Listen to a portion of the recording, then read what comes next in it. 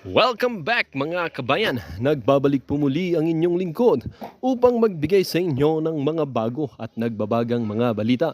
Tila ba naging mainit na usapin ang isyong ito sa mundo ng social media? Attorney Sal Panelo hindi na nga nakapagpigil at muli-muling sinampal ng katotohanan itong Quad Committee na pinamumunuhan umano nitong si Speaker of the House Tambalos Los Romualdez at ang kanyang mga grupo na si Kimbo, Saldico, Franz Castro, Benny Abante at pati na rin itong si Raul Manuel dahil nga umano dito sa paninira nila at pag-aakusa nila kay VP Sara Inday Sara Duterte na tinatago o ginagasta umano ang budget ng OVP. Dito nga natin makikita mga kaibigan na iilan na lang ang mga katulad na abogado na tulad na lamang ni Atty. Sal Panelo na handang ibulgar ang katotohanan at i-educate ang mga tao patungkol sa batas na nasa ating saligang batas. Mga kaibigan, dito nga rin natin makikita na itong si VP Sara Inday Sara Duterte ay tunay ngang mas matikas at may paninindigan sa kanyang sinumpaang posisyon bilang vice-presidente at nagiging matibay siya para sa mamamayan. Dito nga natin makikita mga kaibigan na kahit anong aligasyon ang may punta or may itapon sa kanyang pangalan ay meron pa rin siyang handang maglingkod sa ating bansa. Well, para nga sa kabuang detalye ay panoorin na lamang ang buong video at kung bago ka pa lamang sa ating channel ay huwag kakalimutang mag-subscribe, pindutin ang notification bell at piliin ang all upang laging maging updated sa mga bago at nagbabagang mga balita. At sa mga solid viewers naman natin dyan, maraming salamat naman po sa patuloy na pagtangkilik sa ating channel. Tuloy-tuloy lang po ang laban para sa katotohanan at para na rin sa kinabukasan ng ating pinakamamahal na bansang Pilipinas. Huwag din pong kakalimutang mag-iwan ng like at i-share ang ating mga videos upang malaging maging updated sa mga bago at nagbabagang mga balita. That. Kung i-zero budget nila, mukha namang hindi, mukhang gagawin lang 50%. Pero kung i-zero budget nila, may problema sila dyan. Kasi that will be a grave abuse of discretion amounting to excess or lack of jurisdiction, in which event, Inday Sara can go to the Supreme Court and question that. Hindi ko naman pa pwede yun. Dahil opisina yan eh. Kailangan, lalo pa vice-presidente, pangalawang posisyon, pinakamataas sa hierarchy ng political leadership dito sa ating bansa. Pero yung 50%, hindi, wala yun eh. Kahit na walang budget, tatrabaho ko. Kaya ang kagandahan dito. Kaya mahal ito ng taong bayan. Correct. Walang agenda eh. Walang agenda siya. Bahala kayo sa buhay niyo, basta ako magtatrabaho, sabi niya. Correct, attorney. Tama-tama po kayo. Pero parang medyo mahirapan tayo makapagtrabaho kung medyo bitin-bitin ang ating budget, attorney, no? Kung kakalahatiin, ano kaya mga solusyon na gagawin dito ng ating VP? Like support na lang din ng mga ibang departments or government agencies sa mangyayari dito? Madali lang naman yun eh. All you have to do, kung wala kang budget, di tumakbo ka sa mga departamento, bigyan ka ng ayuda. Ang bibigay naman yun eh. Meron naman silang budget eh. Correct. Exactly on point, attorney. At ano naman po masabi niyo, attorney, sa planong impeachment laban kay VP Sara dahil sa issue ng confidential fund? Kaya unang-una, yun yung confidential funds as a ground, hindi yung impeachable yun. Number one, yung pondo ng confidential, yun ay galing sa Office of the President. And the President has the power and the right to have confidential funds for obvious reasons, security. At nung humingi si Inday Sara, dahil nga sanay siyang humawak ng confidential funds laban sa mga kalaban ng Estado, Correct. binigyan kaagad siya ni Presidente Marcos Jr. So paano masasabing unconstitutional yun? Yung pondong yon galing sa Presidente at binigay niya para gamitin doon for the purpose for which it is intended. So wala ka na, paano mo sasabihin na illegal yon? Number two, yun naman hong sinasabing yung 73 billion something na sabi ng COA, sabi niya, medyo hindi yata tama yung paliwanag ninyo. Kaya meron kayong notice of disallowance. Yung ginagamit ng Kongresong yon, hindi yun dapat ginagamit pa yon kasi premature, hindi pa pinal. So pag hindi pa pinal, O bakit mo gagamitin? Kasi there are many instances where the COA gives a notice of allowance and reverses itself pagkatapos mapaliwanagan. So malabo na yon. Pangatlo, merong pending sa hukuman, Supreme Court, on the question of the legality of the confidential funds. Kaya dapat talaga hindi nila pinag-uusapan yon. Maliban pa sa pinag-usapan na nila nung dalawang hearing sa nakaraan, in fact, they decided na huwag nang bigyan siya ng confidential funds. Talagang pinopolitika lang siya. Yun ang maliwanag doon. Correct. Napakalino, Attorney. Kaya yan, Franz Castro, napakalino ng advice ni Attorney Salpanelo. Makinig ka ng mabuti para hindi ka magkamali sa tuwing may budget hearing dyan. Ay na mahirap dito, Attorney. Talagang napakalino. Pamumulitika talaga to. Alam naman natin, nakalaban ng Estado, itong sila Franz Castro, na yun yung masaklap, nakipagkunay ibang ating pamahalaan. Pero sa ibang usapin naman, Attorney, ito po, patungkol naman sa ating foreign direct investment. Ito, kung ang Kamara, sa ibang usapin, iniulat ng Bangko Sentral ng Pilipinas na bumagsak ang net foreign direct investment ng bansa nitong Hunyo sa $394 million mula sa $555 million noong nakaraang taon. Mas mababa rin ito, Attorney Sal, sa $510 million na naitala noong buwan ng Mayo. Pinakamababa rin ito, Attorney, mula sa nang maitala ang 314 million FDI noong April 2020 kung saan kasagsagan ng COVID-19 pandemic. Ano po nakikita ninyo dahilan, Attorney, kung bakit ganito patuloy yung pagbagsak po ng banyagang nais mamuhunan sa ating bansa? Unang-una, hindi nakataka-taka na nawawala yung mga investments. Kasi nga, alam nyo, ang investor ng isang ibang bansa, dayuhan, ang unang tinitingnan dyan ay yung peace and order. Correct. That's one. Number two, tinitingnan dyan yung infrastructure. Number three, tinitingnan dyan yung stability, political instability. Ay yung tatlong yun, nakikita nila, medyo may problema tayo sa peace and order. Nagbali ka na uli. Yung crime rate, umakyat na. Yung drugs, nandyan na naman. May resurgent. Pagkatapos, itong infrastructure, nakikita naman natin. Ito mo yung nangyari sa floods. Yes, correct. Paano Attorney. ka mag-i-invest ka rito, pupunta ka sa lugar, tapos babahayin yung buong lugar mo. Kaya hindi yung katakataka na nag-aalisan, yung nandito na umaalis. At yung mga gusto, di ba sinasabi nila, because of the travel trips, maraming mga sabi mag-i-invest sila. Pero pag nakikita nila, walang nangyayari. Maliban pa sa yung red tape ng gobyerno, hindi naman na gagawa ng paraan yan. Yun ang inireklamo ever since. Ang ako'y nandiyan pa sa gobyerno. Yun ang sinasabi ng ambassador ng China. Ang hirap mag-invest sa inyo. Napakahirap. Ang red tape nyo. Biro nyo yun. Kaya talaga hindi ako nagtataka kung bakit ganyan ang kalakaran sa foreign investments. Kung nila yung dating administrasyon, yun lang yun. Ganun lang kasimple. Kailangan ipatupad mo yung batas. Hindi ka pwedeng mamili. Ang problema, ginagamit natin ang ehensya sa mga kalaban natin sa politika. Kaya ganyan ang nangyayari. Tingnan niyo si Digong. Hanggang ngayon, mataas ang rating niya. Kasi nung siya'y presidente, wala siyang kinikilingan. Ang dami niyang tinatanggal sa kabinete, lahat ng posisyon. Ayaw niya talaga ng korupsyon. Ayaw niya ng inefficiency.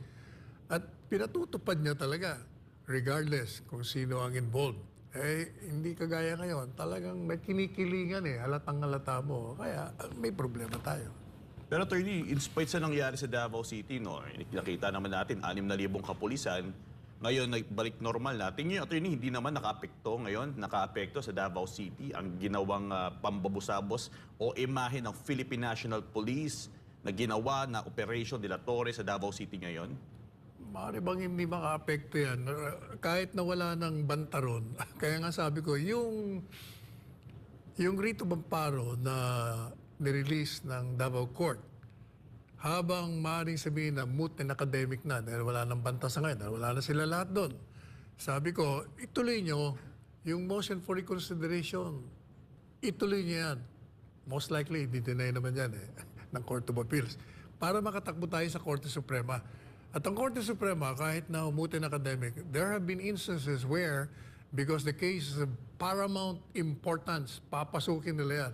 Kasi hindi po pwede na wala tayong jurisprudence sa ginawa nila sa KOJC. Dahil ang warrant of arrest, walang problema sa warrant eh. It's the manner by which they serve that. Doon nagka-problema. Dahil nga illegal yung pamamaraan, that gave rise to the writ of amparo. Yun ang matinding kailangan mabigyan ng ruling ng Korte Suprema. Tama ba yung ginawa nila? Eh sabi nga ng lower court, mali. Kasi nagkaroon ka ng mga paglabag. Nagkaroon ka ng paninira. Eh, tingnan niyo, yung clarificatory order niya, maganda. Kaya sinasabi ko, yun ang transfer ng criminal cases sa Quezon City Court. Yun ang ginamit ng Court of Appeals eh. Kasi daw, itong mga testigo matatakot dahil influential daw si Pastor Kibuloy sa Davao. Eh sabi ko, teka muna, hindi mo pwedeng gamitin yung transfer.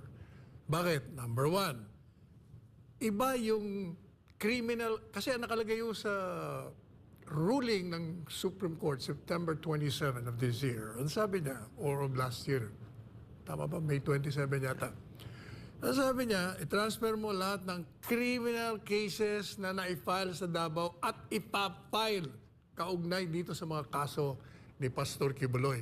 O criminal cases eh. Eh yung rito Amparo, special civil action. Civil, ito criminal. So kita mo nakakadang diferensya. Pangalawa, yun ang petitioner, hindi naman si Pastor. Correct. So walang kinalaman. Eh, KOJC at saka yung Jose Maria College. Pangatlo, hindi ba sabi nila matatakot? Sabi ng Supreme Court, yung mga tao magte-testify. O sige, lagay natin, civil action, writ of amparo. Sino ba magte-testify? Sino ba petitioner? Ang petitioner, siyempre, yung naghabla, yung mga nilabag ang kanilang karapatan. Sino ngayon ang magte-testify against? O di mga pulis, o paano natin sasabihin matatakot mag-testify yung mga pulis? Hindi applicable eh. Kaya on all scores, hindi po pwedeng applicable. Kaya gusto ko talagang makarating sa Korte Suprema yan kahit na wala nang bantasa ngayon doon. Correct. Exactly on point, attorney. Kasi isipin mo, ang CA pa nagsabi that the RTC is not cognizant of what's happening about sa Davao City. Eh napakalino, mga petitioner po natin, yung ating mga misyonaryo at yung mga nag-aaral sa JMC. Napakalino, nakatutok po sila sa ating butihing pastor lamang, attorney. At, Unang-una, yung sinasabit ni BP Sara sa loob lang ng Kongreso yun. Iba namang sa ngayon, hindi iba naman yung executive. Kasi yung executive, pipirmahan niya lang. Pag inaprubahan nyo, kung okay sa kanya, pirmahan niya. Kung hindi, hindi niya pipirmahan. Kaya mangyayari, yung dati mong budget nung nakaraan, yun naman. in other words, attorney, even though may sabihin natin, pinahintulutan ng ating Pangulo, yung ganong budget niya, hindi siya mai-impeach. Ito para sa kasagutan. Malinaw po. Hindi. Kasi yun, ginawa ng Kongreso yun eh. Sa kanya, mag-a-approve lang siya o hindi niya a-approvehan. Correct. Maraming salamat, attorney. At ito naman mula kay Charissa. Attorney, pwede niyo po ba maipaliwanag yung parliamentary courtesy na nabanggit ni Congressman Marcoleta sa budget briefing supposedly ng OVP kahapon? Pinaliwanag ko na yung kahapon, ulitin natin. Yung parliamentary courtesy, naging practice ko yun nung mga unang panahon, nung mga matitino pa, matatapat pa, yung walang interes sa kalukuhan. At yan lately, mukhang hindi na aplikable. Pangalawa, sa totoo lang, yun ang saligang batas natin. Binigyan ang Kongreso, Senado at ang Kamara de Representante ng karapatan na usisain ang mga budget. So talagang pwede nilang usisain yan. Pero hindi yung ibig sabihin na porket may karapatan, pwede kang mag-abuso. Ha? Kasi nakalagay, usisain mo yan. Pagkatapos, sinasabi na out of courtesy, hindi na namin usisahin. Tapos pag inusisa, magre-react. Kaya akala ko ba may courtesy? Ay, hindi. Talagang dapat usisahin. Yung courtesy, binibigay lang yon dahil kasama mo sa administrasyon. Pag hindi mo nakasama sa administrasyon yan, ay talagang, di ba? Obvious na obvious. Nung unang deliberation, out of courtesy, pinalusot nila. Pangalawa, pinalusot pa nila. Pero ngayon pangatlo, dahil magkakalaban na sila, hindi nila palulusutin. Kaya hindi applicable yung courtesy. Yan ano lang yon. Saka meron pa akong napanood. Nagreklamo yung isa. Sabi niya, paano naman ako magka-courtesy? Wala naman siya rito. Ha? Sabi ko, isa pa to eh. Alam po, pag sinabi mong courtesy, hindi mo binibigay yun sa tao, binibigay mo sa opisina. So regardless of whether nandun yung head ng opisina, kung mag-a-apply yung courtesy yung sinasabi mo, ibibigay mo. Correct. Hindi yung tao. Talaga naman itong mga ito. Kaya alam mo, kahit na dumating man yan, hindi dumating doon sa budget hearing. Sumagot man yan o hindi, talagang ano na yan, plano na yan, talagang kakatubiro mo. Ilan? 1.25 billion ang tinap. Inirihan lang 733 million. But even at that, si Inday Sara naman, creative yan. She can do without, as she said. Kaya magaling. Magaling yung ginagawa ni Inday Sara. Kaya siya napapamahal sa taong bayan. Akala na mga ito, pag siniraan nila na siniraan si Inday Sara, tatanggapin ng taong bayan. Ang problema sa mga yan, ang record nila, kung ikukumpara mo kay Inday Sara, walang-wala. Kaya itong magamang ito, napakaganda ng record. Kaya kahit anong itapon mo sa kanila, bumabalik ang basura sa. Maganda rin pala, Attorney Sal, no, yung sinabi po ng Constitution, basahin ko lang, Attorney Sal, and I quote, "There shall be a Vice President who shall have the same qualifications and term of office and be elected with and in the same manner as the President. He or she may be removed from office in the same manner as President. The Vice President may be appointed as a member of the Cabinet. Such appointment requires no confirmation." So parang based on this constitutional provision, Attorney Sal, Congress can extend to the Vice President the same treatment that they're giving to the President right now. Di ba? Yung paglusot ng hindi kuni-question yung kanilang pondo. Anong masasabi mo doon, Attorney Sal? Hindi mali yun, hindi ako naniniwala doon. Pag sinabi ng saligang batas na a position in public is a public trust, kailangan accountable ka. Whether you're president or not, hindi ibig sabihin, porque presidente, vice-presidente ka, hindi susuriin ang budget mo. Kasi pera ng bayan yan. People are entitled to know how are you going to spend that. But, ito yung but doon. Yung Office of the President, kung mapapansin mo, nagpupunta rin sa budget hearing. Pinapadala ng Executive Secretary. Alter ego niya yan So, pinapaliwanag. Ang hindi maganda, yung aabusuhin mo. Sa akin, yung courtesy, hindi mahalaga sa akin yan. Ibig sabihin ng courtesy dyan, yung maging magalang ka. Pero it doesn't mean na hindi mo na susuriin. Kailangan talagang suriin. Pero ang ginawa ni Inday Sara, habang yung mga katanungan sa kanya ay hindi niya sinagot. Dahil unang-una, hindi naman dapat tinatanong yun. Tapos na yun at napaliwanag na natin na ulit-ulit yun. Iprinisinta niya na. Meron siyang presentasyon. So ipinaliwanag niya sa taong bayan kung saan gagastusin, ano ang kanyang mga programa. Ganon din ang Office of the President. Ang problema lang sa ginawa nila kay Inday Sara, masyadong halatang-halata na talagang pinag-iinitan lang nila. Kaya pinapakita niya sa taong bayan na hindi mapagkakatiwalaan to. Sila hindi mapagkakatiwalaan. Hindi si Inday Sara. Kaya bumabalik sa kanila. Sa isang panayam ni Manong Ted Filon, nahirapang sumagot si Congresswoman Arlene Brosas nang matanong kung bakit hindi na dumadaan, Attorney Sal, sa committee deliberations o committee hearing ang proposed budget ng House of Representatives. At nabanggit doon ni Brosas na yan daw ay bahagi ng long-standing tradition sa House of Representatives na tatalakayin na yon, hihimayin na yon sa plenary. Noong ini-invoke ni Congressman Marcoleta ang long-standing tradition ng House of Representatives sa paghimay sa pondo ng OVP, antay sila doon. Dapat ba, attorney, na tanong ni Manong Ted, dapat bang idaan Congresswoman Rosas sa committee deliberations? Hindi siya nakasagot ng diretsyo at napatameme at maganda daw ang question. Anong tingin mo doon, Attorney San, na pagpabor sa kanila, okay lang, pag sa kalaban na, yan, hindi natin gagamitin yung mga tradisyon natin nakasanayan dito sa Kamara. Sinagot ko na yan, ilang beses ko na pinaliwanag yan. Yan tradisyon. Cortesia lang yan. It cannot supplant and prevail over what the Constitution says. Hindi po pwede yung mga tradisyon na mga courtesy. Ang sinasabi ng saligang batas, pusisain mo ang gastos ng taong bayan. Kaya yung sa House of Representatives, matagal na silang hinahamon ni Presidente Duterte. Ipakita nyo sa taong bayan kung anong ginagastos nyo. Saan nagpunta yung mga budget ninyo. O kaya dapat pantay-pantay lahat yan.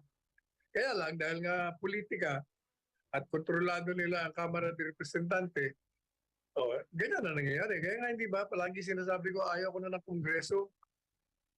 Kailangan revolutionary government na lang tayo. Isang tao na lang ang nagmamando. Para kung meron mang anomalya, isang tao lang bibitayin natin. Pero mo kung 300 bibitayin natin, napakarami. At saka kung may anomalya, 300 mahigit din ang anomalya. Kung revolutionary government, isa lang. Kaya-kaya natin bitayin ng isang pangulo na hindi tutugon sa binigay na responsibilidad sa kanya ng saligang batas. Si Maristel Andrada ay may tanong sa inyo, Attorney Sal. Sinasabi niya malaki raw ho ba? Kasi nababanggit po ninyo yung revolutionary government. Mag-a-appoint na lamang ng mga opisyal para gampanan po yung gap kung ma-abolish man ng Senado at Kamara. Malaki raw ba matitipid sa pamahalaan kung magkagayon man? Kasi di ba dumadaan, Attorney Sal, lahat ng pondo sa upper and lower chamber. Well, definitely kasi doon lang sa magkano ba nagagastos natin sa pag-create ng isang kongreso.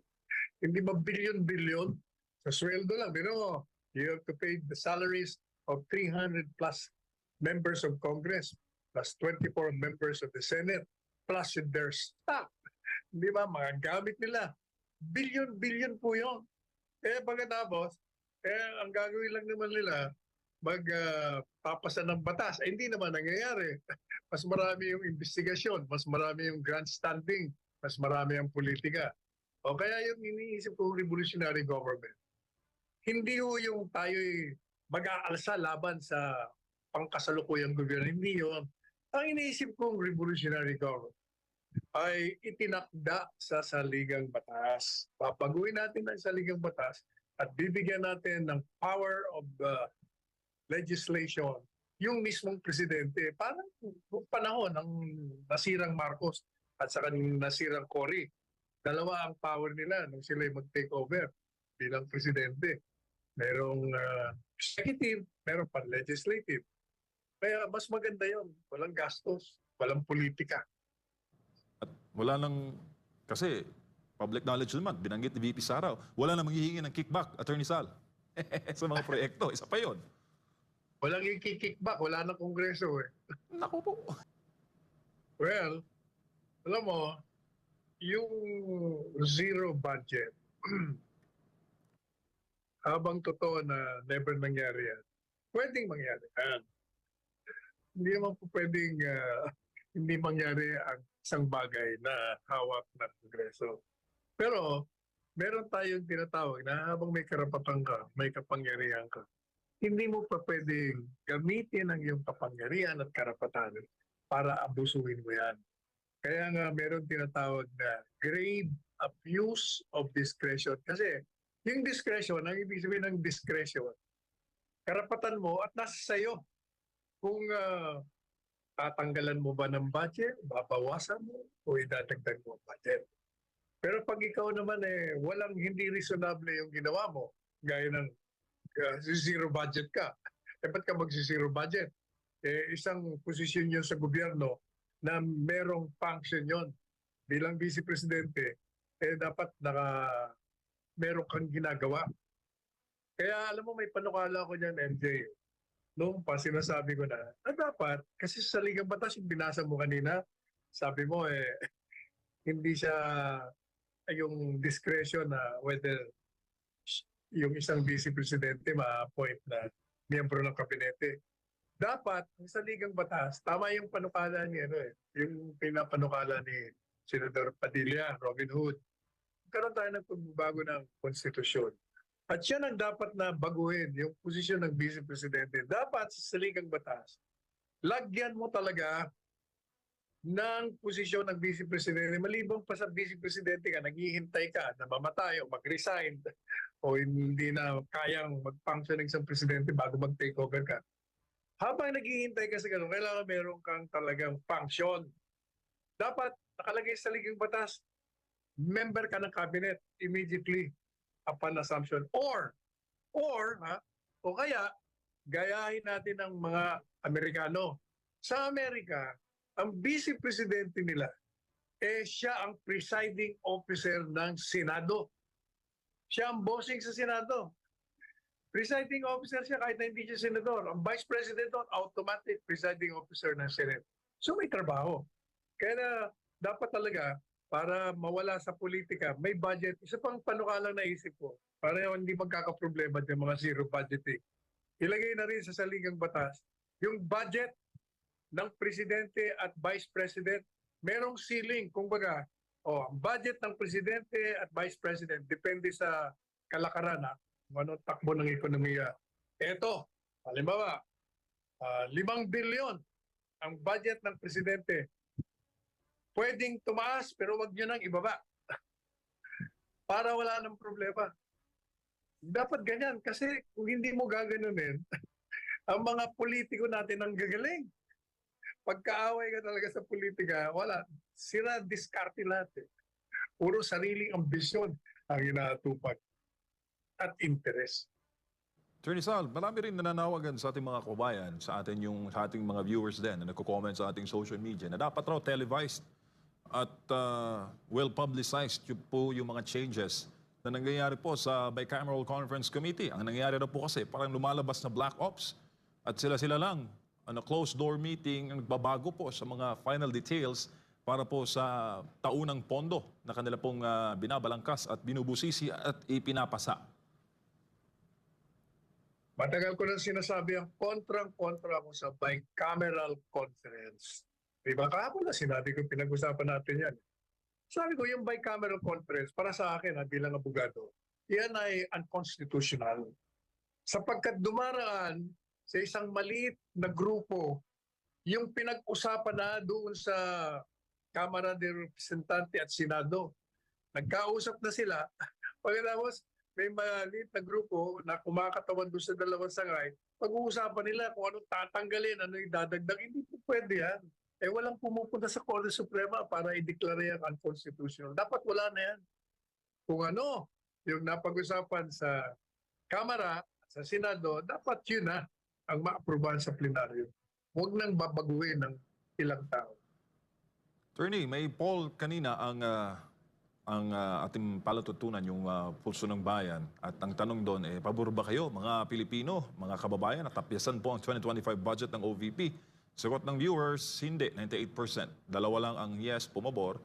At may 1% lang ang hindi pa nila masasabi yung kanilang posisyon. No? Mahigit sa 2,000 yung bumoto sa ating poll. So meaning, by that alone, masasabi natin, Attorney Sal, na hindi talaga approve sa taong bayan yung ginagawa ngayon sa Office of the Vice President. How much more kung magkakaroon pa siguro, Attorney Sal, ng mga survey in the coming days ahead? Sa akin, hindi na kailangan ng survey. Gagawin ko lang dyan, sentido común. Pag may posisyon ka, kailangan may budget ka. You don't need a survey to approve or disapprove. That's common sense. You need money to fund services. You need money to fund projects. You need money to fund whatever projects you have in mind to serve the people. Ganun lang kasimple yun. Last Wednesday, Attorney Sal, ay ginunita po ng buong mundo yung malagim na terror attack on 9/11. At meron pong mga column ang ilan sa mga batikang kolumnista dito sa Pilipinas. At may nagsabi doon na parang meron daw tayo, Attorney Sal, na political 9/11 na nangyayari ngayon sa Pilipinas. Lalo na yung mga abuso na nangyayari dyan sa House of Representatives na naiiba na yung mandato ng mga mambabatas. Ano masasabi mo doon, Attorney Sal, na ginagamit yung contempt powers on massive attacks? Kasi kahapon, mayroon na naman pinakontempt ang Quad Committee at nagsasabi na parang lumalabas, pag hindi nila nagustuhan yung sagot mo, aba, iko-contempt ka namin. Attorney. Pwede ka naman pumunta sa Korte Suprema kasi gaya ng sinabi ko, whatever right or power you are given by the Constitution, that power or right cannot be gravely abused. Meron nang dinala sa Korte Suprema yan, may kinontempt. Pero sabi ng Korte Suprema, ay mali ang ginawa mo yan, hindi pa pwede yan. Takbo kayo sa Korte Suprema. Meron din ako nabasa, Attorney Sal, na sinabi po ni Cito Beltran na it seems na meron daw ngayon at kinababahala nila na yung nagkakaroon tayo ngayon ng defeated spirit of Filipinos. Imagine, kung yung may kaya daw sa buhay ng mga Pilipino ay patuloy ang plano ng mga ibang bayan, no? O ang iba ng ibang bayan na sa paghahanap po ng mas mainam at mas komportableng kabuhayan o buhay, ano na naman kaya ang imagine daw kung ano ang pag-iisip, no, or lagay ng mga ordinaryong Pilipino. Yung may mga kaya, nag-aabot pa nga, iniiwasan, no, umiiwas sa Pilipinas. Pero yung mga walang kaya, parang meron daw ganong, ano ngayon, Attorney, atmosphere sa bansa. Malabo naman yung kanyang mga pag-a-analyze na yun. Unang-una, yung mga ordinaryong tao, hindi iisipin yun. Ang ordinaryong tao iniisip. Number one, hindi sila nakakapag-aral, walang edukasyon. Dapat libre edukasyon. Number two, yung gamot, yung ospital. Number three, yung pananamit nila. Number four, yung pagkain sa araw-araw. Pag yun nagawa mo na para sa kanila may iisip yung pag-iibang bayan, pagliliwaliw. Yun. Masyadong mababaw yung analysis ni Cito. Attorney Sal, meron ka bang napapansin na pag-iral ngayon ng, kumbaga, soft state? Kasi by definition, yung term daw, Attorney Sal, na soft state is characterized as a general lack of social discipline, signified by many weaknesses, deficiencies in legislation, and in particular in law observance and enforcement. So, pag meron daw soft state, yung corruption daw matindi, a phenomenon that seems generally on the increase. Meron ding isang kolumnista na nagsulat nito, Attorney Sal. Meron bang soft Wala yan. state ngayon sa bansa? Wala yung mga soft hard, mga kung ano-anong state. Pinag-uusapan dyan, alam mo, yung korupsyon. Kasi ang korupsyon, saan ba nangyayari ang korupsyon? Doon sa mga nahahalal sa kapangyarihan. Yung mga nahahalal naman, ina-appoint yung mga nandyan sa whether executive, legislative, or sa judiciary. Yung mga corrupt na mga opisyal, sila ang nagpasimuno yan. O ang tanong, sino nag-aalala ng mga corrupt? Hindi ba ang taong bayan, ang elektorado? Bakit nahahalal ang mga corrupt? Simple. Balik na naman tayo. Kulang salat sa edukasyon ang mga tao. Pag yan ay pinag-aral mo at magagaling ang mga takbo ng utak niyan, marurunong, hindi iboboto yung mga walang yan. Ganun lang ho kasimple yun. Pag wala ng korupsyon, di ba ayos ang takbo ng Pilipinas? Ayos ang pamamalakad ng lahat. Kasi edukado, ang number one example dyan ay ang Singapore. Yan si Lee Kuan Yew, nung naging presidente, ang una niyang ginawa, pinag-aaral niya lahat ng Singaporeans. Edukado lahat yan. Kaya tingnan mo sila. Siguro mas mainam din, Attorney Sal, na isama yung voter education sa basic curriculum. No? May voter education, mali yan. Ang mahalaga, pag-aralin mo muna lahat ng Pilipino, edukasyon mula prep hanggang college. Kailangan maging edukado ang mga Pilipino. Yan ang number one na solusyon ng lahat ng problema ng ating bansa. Pag yan ay nagawa mo, papunta tayo lahat sa pagunlad ng ating bayan. Oo, mainam na ginawa niyan ang mga pundasyon, mga ganyan, Attorney Sal, yung free tertiary education, no? Na tinatamasa ngayon dahil kay dating Pangulong Rodrigo Duterte. Ay maganda. Diyan, meron din akong puna dyan. Mm.